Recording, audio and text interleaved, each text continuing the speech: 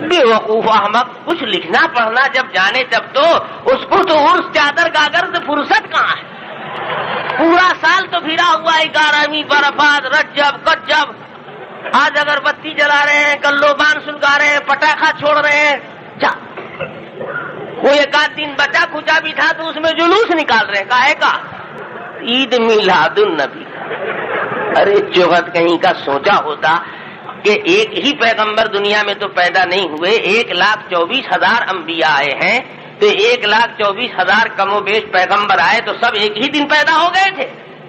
سب کا انتقال ایک ہی دن ہو گیا تھا۔ اگر ہر نبی کے آنے پر جشن مناؤ گے تو سال میں کل 360 دن ہے اور آنے والے لاکھوں لاکھ ہیں، تو کتنے کا تو چھوٹ ہی جائے گا پھر بھی۔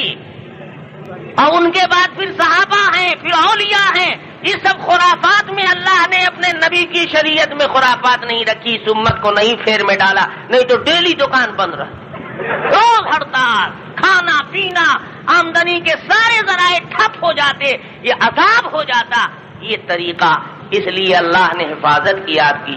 اور جو خرافاتی لوگ ہیں ان کو بیچارے کو حدیث قرآن پڑھنے غور فکر کرنے کا چانس اور موقع کہاں ہے؟ وہ تو عرس چادر گاگر میں حلوہ کھچڑا ملیدہ کھایا تو اب الٹا سیدھا تو ہوگا ہی اس میں،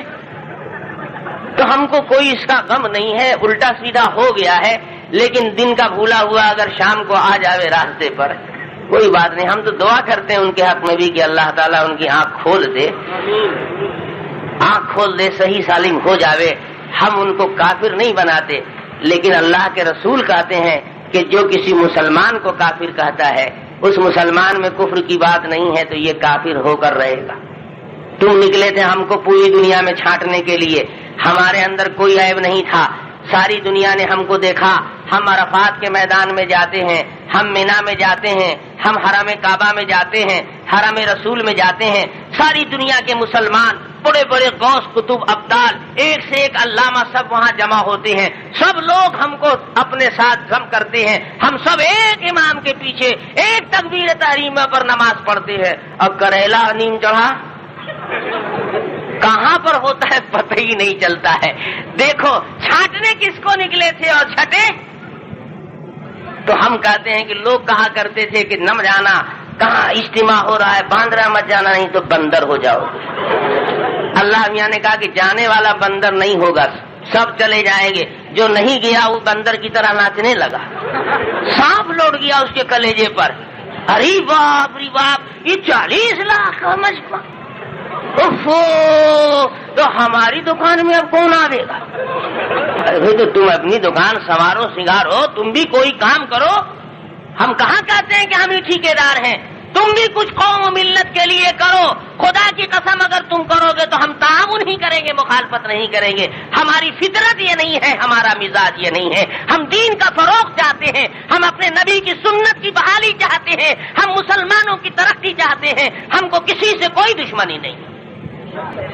اس لیے میرے بھائیوں بزرگوں یہ سب اشتہار بازی کے چکر میں مت پڑیے گا، ہم لوگ ایسا نہیں ہے کہ یہ سب جانتے نہیں ہیں، ہم لوگ چاہتے نہیں ہیں کہ آپس میں سر پھٹول ہو، اختلافات بڑھے، یہ بیچاری قوم ہماری بھولی بھالی آپس میں ٹکرائے، خون خرابہ ہو، لیکن کیا کیجیے گا کچھ فطرتیں ایسی ہوتی ہیں، سور نکلے گا تو پھل فروٹ کی مارکیٹ میں جائے گا، وہ تو تلاش کرے گا کہ بریلی شریف کدھر ہے، وہ تو ادھر ہی جائے گا۔ کچھ لوگوں کا مزاج ایسا ہے کہ نکلیں گے تو بس خرافات ہی لے کر نکلیں گے اور کچھ نہیں نکلتے لے کر، ارے نکلو لے کر، تم بھی